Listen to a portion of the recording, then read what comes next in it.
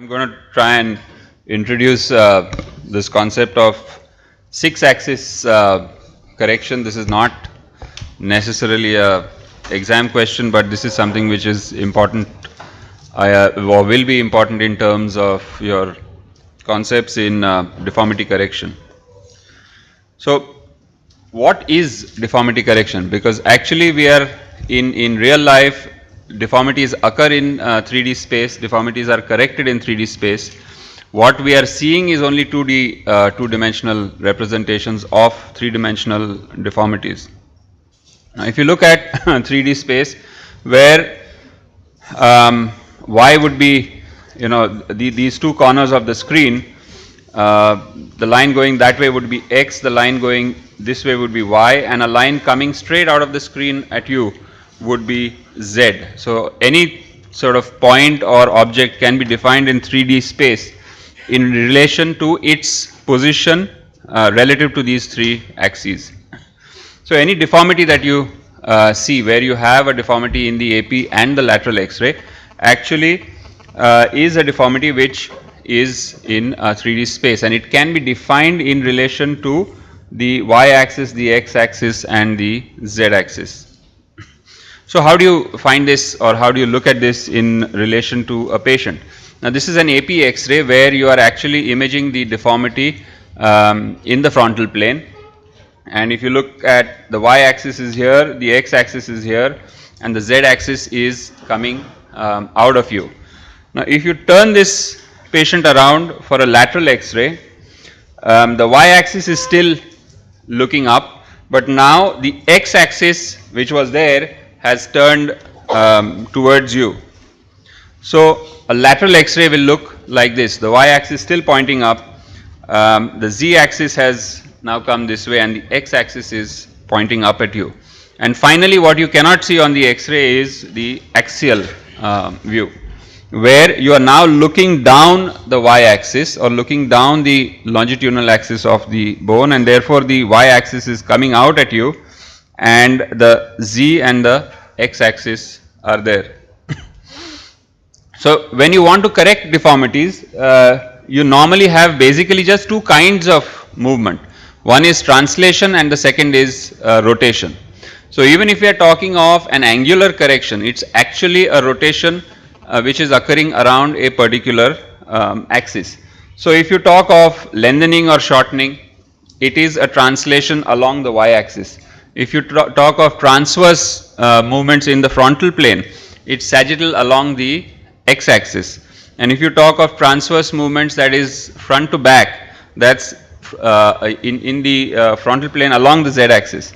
And similarly, three rotations in the frontal plane, in the sagittal plane, as well as the axial.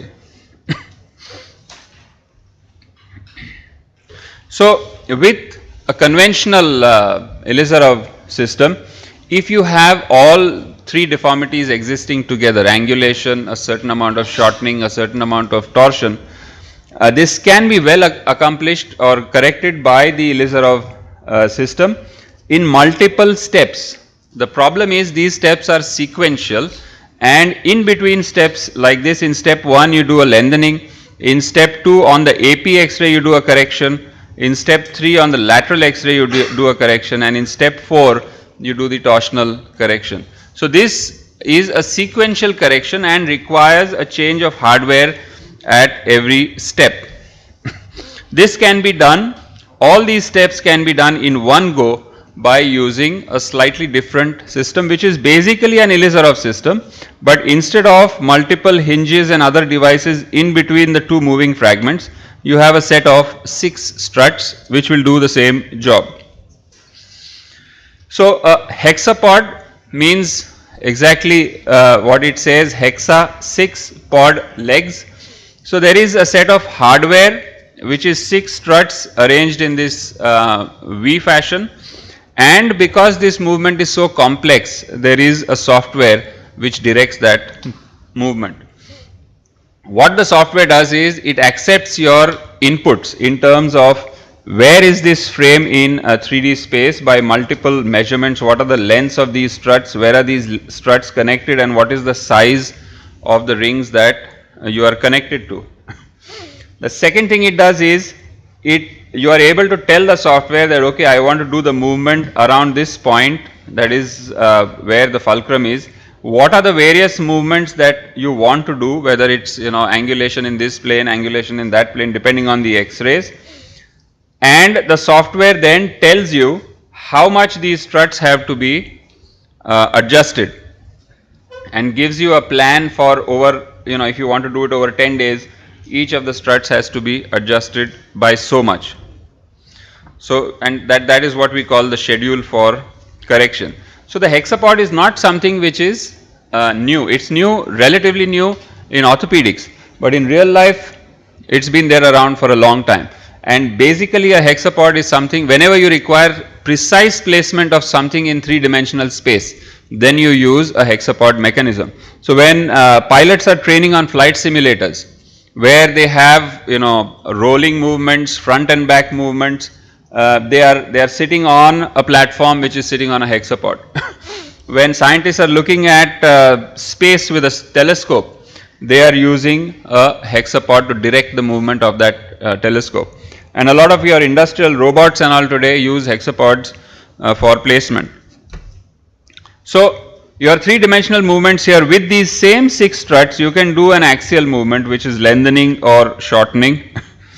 You can do transverse movements in either the sagittal or the frontal plane, and you can do angulation, that is, as I told you, a rotational movement in the frontal or the sagittal plane, and you can do torsion, that is, rotate one set of rings relative to the other. So, how does this work in clinical practice? With this girl who had a Blount's, had a osteotomy at age 6, but she had mainly a proximal tibial varus, a certain element of rotation, she actually almost 30 degrees of rotation, and so she had a significant varus in the proximal tibia, a little amount of hyperextension at the knee, which is probably not important in this particular situation, and rotation. So, she had all the X-rays to sort of quantify the deformity, which includes full length X-rays, and calculated the rotational profile on a CT scan. So, that's her AP. On a full length X-ray, you can see that there is a significant medial translation of the weight bearing axis. If you draw the proximal mechanical axis and the distal mechanical axis, you can see that while the deformity seems to be here, the Cora point is somewhere in the proximal distal femur, and this acute angle gives you the magnitude of the varus. But because technically we cannot do the osteotomy higher up, in the sense that you require some place to hold it, we do the osteotomy lower down. And this is one of the osteotomy rules that we talk about in Elizarov correction, that when your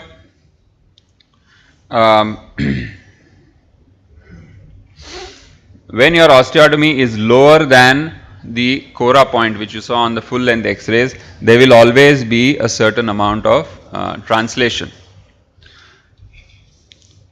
So, this is what the correction would look like if it was done correctly.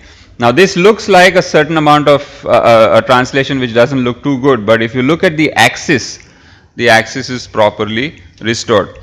Many a time you would tend to sort of correct it with an open wedge or a closing wedge like this, which looks all right, but this is actually two deformities which are cancelling each other out.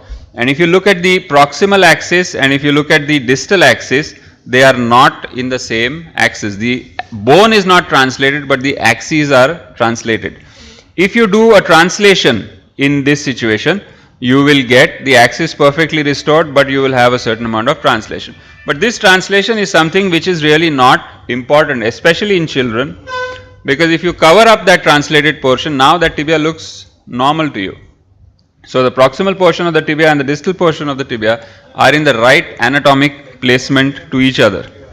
So, this is how we put on an Elizarov frame, put on the Y connector, on the AP and the lateral views. That's the data that is put in.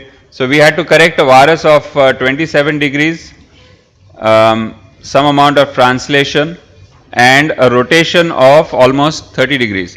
And that's the advantage of using a hexapod system, that all of these three things can be done together.